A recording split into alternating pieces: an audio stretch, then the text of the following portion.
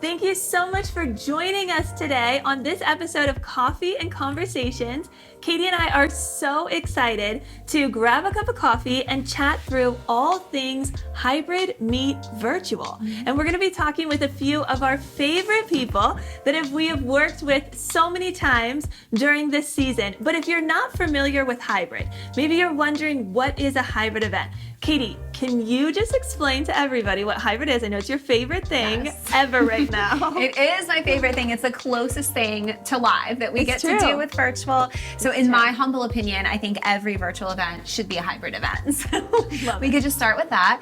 But yeah, for those of you who don't know, what a hybrid event is, it's essentially adding this really, tangible in-person experience to a virtual event. Yeah. And it's a really cool way to kind of take your program and your content and put it into the hands of your viewers, similar to what you would do at a live event. So it's kind of a way to bring people around a virtual table, have these amazing packages kind of show up on people's doorstep, and have them be able to taste and touch and feel and sip what they're seeing on screen, and kind of share an experience like that. So during this season, we have worked with some incredible partners that are literally just rocking hybrid events and these incredible experiences, and we have them here around the table today. So we have our creative genius and spirit guide and unicorn, which is your newest edition title, Mr. Aaron Gordon from 13 Street Cocktails.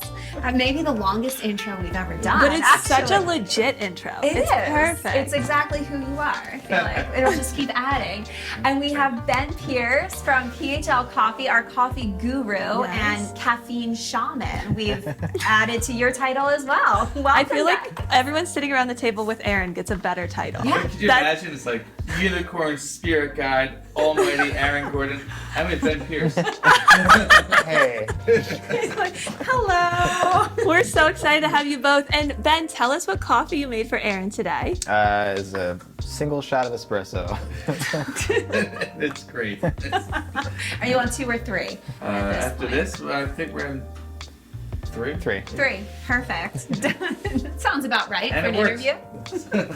Thank you. I know. We've done so many cool events with both of you guys.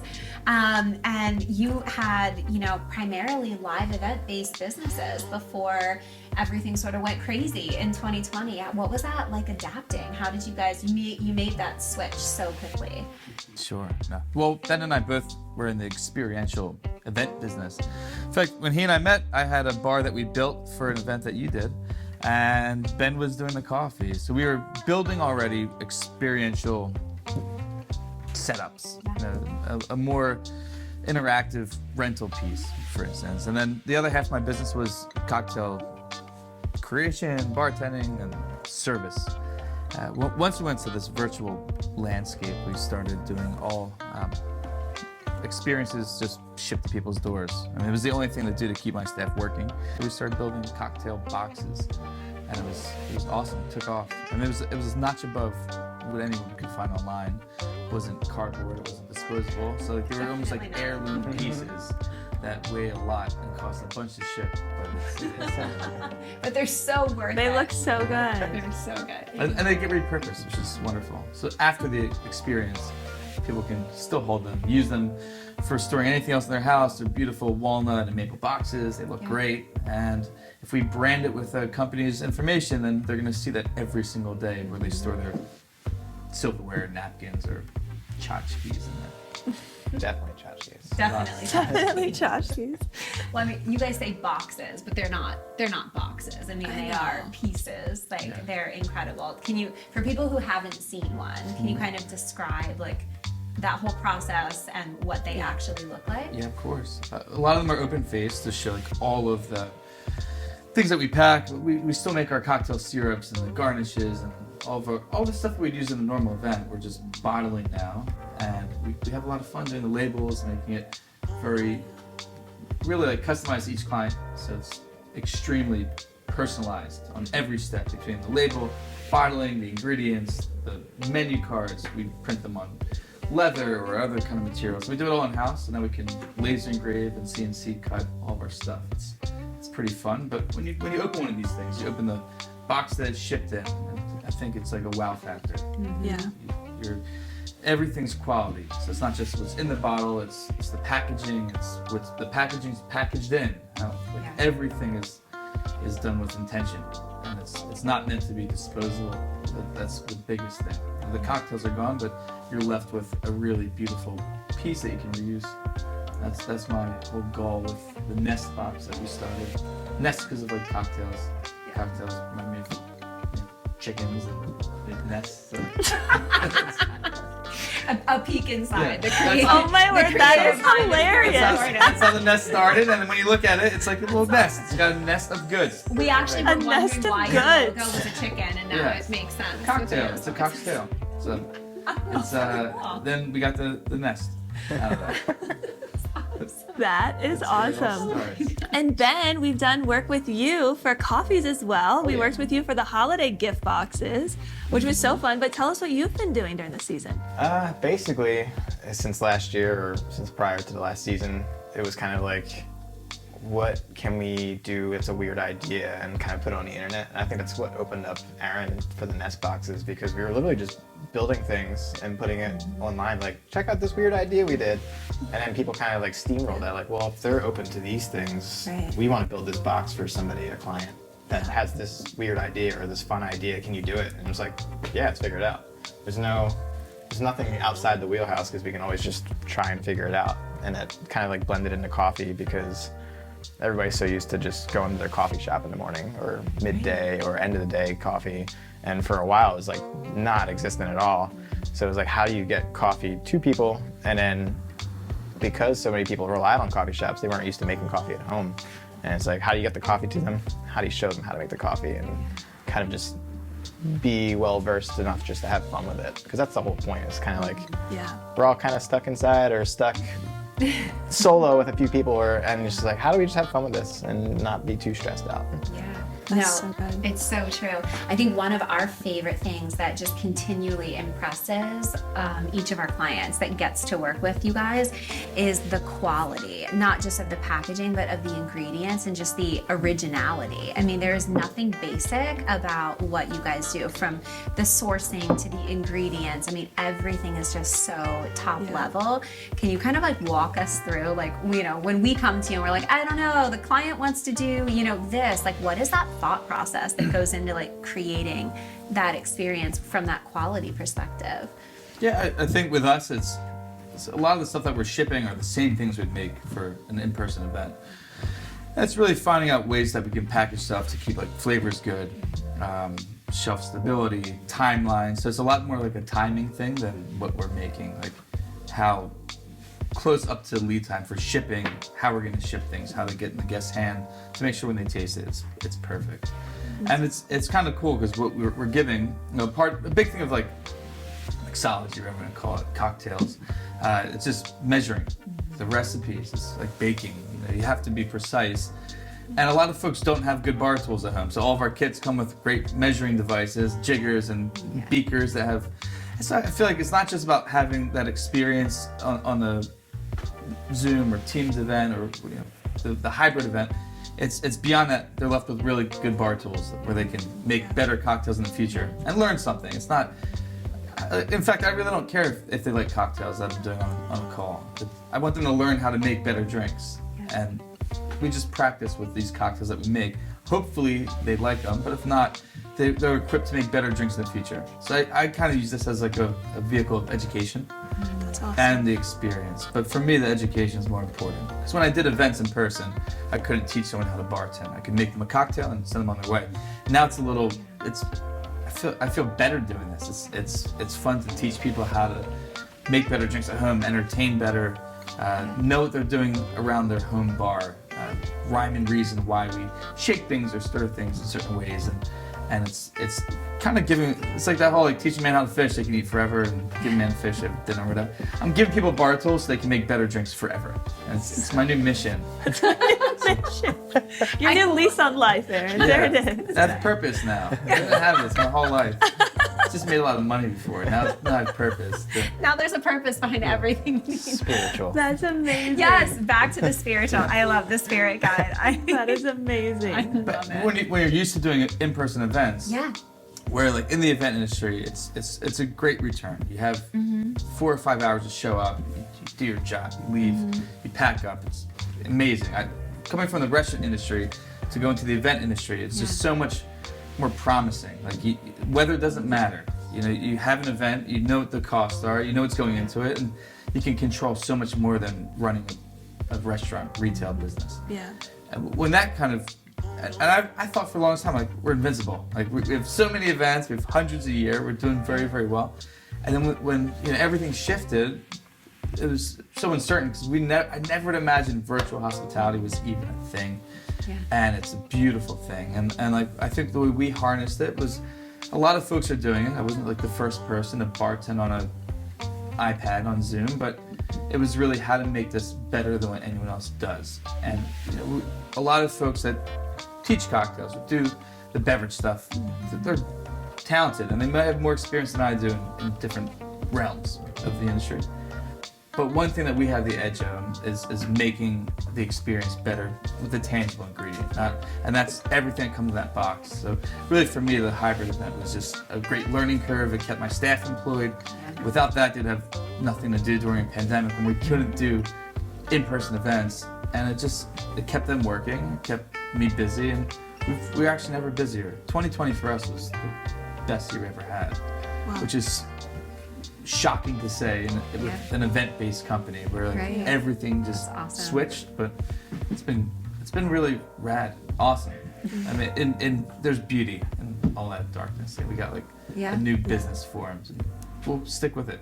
Virtual hospitality. I like that. We're going to lift that, FYI. Yeah. We'll credit you. I think we're going to steal that. I trademarked it. You trademarked Quotations around it. First in use. I think that's a real thing. Oh my word, that is so cool though, virtual hospitality. And speaking of that, you guys have both done virtual events so many different ways. What to you goes into a good virtual or hybrid event? How do you make it better, make it stand out? I think expanding on what he was saying with getting people to learn something then creates an engagement with the event, which then keeps people's attention on the event as opposed to just like having a screen up with like 30 blocks of your coworkers or across the country coworkers, or you're like, oh hey, yeah, we're on a Zoom call. Instead, it's like you have the tools in front of you, your hands are engaged, you're trying to pay attention, you're not even paying attention to your coworkers till afterwards when you're texting like, yo, did you screw up that drink? And then it becomes, even after the fact, everybody can kind of talk to each other like, oh, I did it this way, or I made this simple syrup this way, you should try that, and it becomes a whole new interactive thing after the event. Which I think is really cool because everybody has the knowledge now, everybody has the tools, and then it's kind of just like everything's so much more engaging than just being like a PowerPoint presentation, essentially. I love that. Well, it really does open an ongoing conversation, like you said. So everyone, like now, when they can get back together or get together and do dinner, like they have everything to make the drinks, or they can do them in person, not on Zoom. That's so cool. Yeah. Trying to impress each other. Yeah. Competitions, I'm sure. Yeah. Competitions, I'm sure. Competition is so healthy. So, I mean, we've done a ton of different kinds of boxes. Are you guys, because I feel like you guys are always pushing sort of like what's next and trends, and, you know, we're always so inspired when you're like, okay, yeah, that's cool, but like I did that 4 times. What about this idea? And it's like, wait, what? Yes, we can pitch that. That's amazing. Like, are you, So like, true. what are you thinking about next? Are there any like cool trends or things coming up, or maybe things that just people haven't thought of yet that you think would be really cool that we can maybe start pitching to our clients? Who knows? For us, it's been going more into like the realm of food, pairing it with our cocktails. Yeah, cool. I was talking with a local cigar shop that we worked with for a while, that in King of Prussia, local, of doing cigar pairings with our cocktails. So we bought a bunch of Spanish cedar, little humidors, so now the cocktail boxes can have a mini humidor in there with a cigar or 4 cigars. Just to kind of gear things. A lot of our clients are in the financial industry where they just happen to smoke a lot of cigars and drink a lot of whiskey. So it's something that, look, they can't buy this, they can't find it. You're not going to find this on Amazon. There's no shortcut. It's custom, 100%. So the whole thing feels handmade. Yeah. Which it is. We were bartenders. We're not master carpenters. Our work is not perfect. And that when you touch it, you're like, you might find an edge on a box that's not perfectly glued up, and that shows you that this thing was not made in China. You know, it's not on a factory line. This isn't with CNC machines. These are gin-soaked hands making wood boxes, and it's really like nothing's really off limits. Look, I'm delivering a box after we chat today with farm fresh eggs in it, some duck breast that this guy hunts on his property, scallops from his house in Nantucket for a friend that's sick around the corner. So, you know, we're making stuff that's very custom and fun, and with what we've done together, they've changed. The first one was a wine box, didn't have cocktails in it, and it was made for glassware. The next ones have cocktails and other glassware. We can make these things really customized around everything that's included, you know, so it's sized properly. Everything has intention, but the limits are none. They don't exist. Do whatever, make it. I love it too that you guys source different ingredients. So even what you were saying there with having the cigars for the financial industry, like you guys have done really well during this hybrid event of pulling different coffees, even for today, chai teas for different, you know, episodes we've done. Like, so cool. How do you guys source your ingredients? Where do you go to for the inspiration and creativity for doing those kinds of things? I think it's a lot of like internet and socials and just trying to pay attention, because everybody had to kind of go inward a little bit and figure out what they really wanted to do or what they were interested in. And there's a lot of like restaurant industry people that are just coming out with really nice like donuts or different styles of drinks or shrubs, and like you just kind of like see who's doing what and just pay attention, and eventually you're just like, hey, do you want to work together? I like what you're doing. I've tasted it. I've grabbed a box from you, and it's just very organic, where everybody's kind of like doing what they want and feeling out their hobbies, I guess, and you just pay attention to what everybody's doing and what they seem to be happy about. And then once you're like, oh, you're really happy about what you made there? Cool. Let's put that together, and that's like a whole box of happy coming your way. A whole box of happy. I don't know. It's just that's how I feel about a lot of the things that he's been putting out as well. It's just like the custom. It's just like that's the overarching scheme. Well, you say that with a custom. One of the things that you did with me when we had that one virtual box that went out, that peanut Chewbacca. Oh yeah. So using peanut chews in a coffee cocktail, which was awesome. Star Wars themed? It was Star Wars themed. Okay. I didn't Rewind think that was a misstep. I thought, okay. And did I say Chewbacca? Might have been funnier if it wasn't. Yeah, it was definitely not Star Wars. It was Easter. No, it was, we had a client that really wanted something Star Wars-esque for a bridal baby shower that they were doing. Shower. And you know, the cocktails are very easy to do.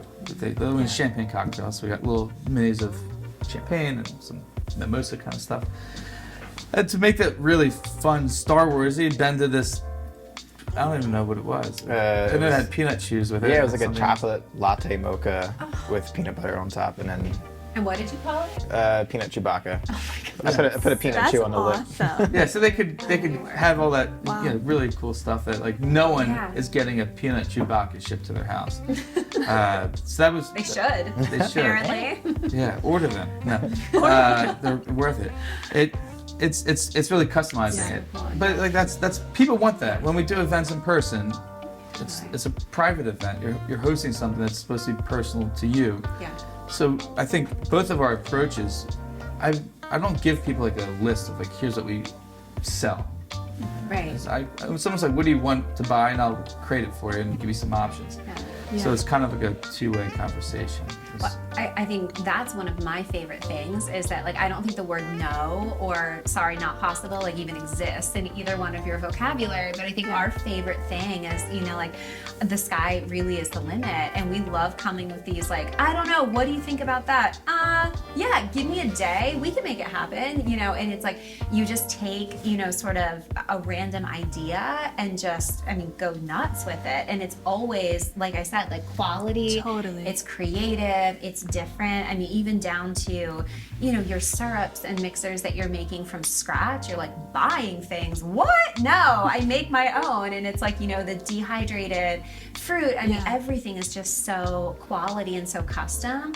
And I think that's what makes it so fun as, you know, event producers to work with you guys, because it's like you can literally create an experience that is completely tailored to exactly what that client wants, and the next one's completely different. Yeah. It's awesome. Well, and I think it's cool too, to that point, like thinking of the clients, right? And people who might be even watching this conversation, you don't have to think it all up, because that's what you guys are experts in. Yeah. And that's what's so cool, is the clients that have even come to you guys that we've worked with that are like, I want to do this theme. I don't know, I think it should be Star Wars. And you guys are such experts to bring the tangible and bring in the different pairings and things that need to go together. It's so cool. No, this, I'm dying to know as we kind of like wrap this down, you know, as we're all looking towards 2021, and who knows, you know, what that transition is going to look like as live events kind of start to come back, and there's going to be that weird in between phase. What are you guys seeing as, you know, how this is going to transition and even complement, you know, live events as they come back? I think this is here to stay. Yeah. When you look at the bottom line of hosting a large conference and flying everybody to a city, you know, when that can happen, it's expensive. And not everybody, I think, coming out of this, being able to stay home more, is going to want to travel as much as they used to, or run around for all these meetings.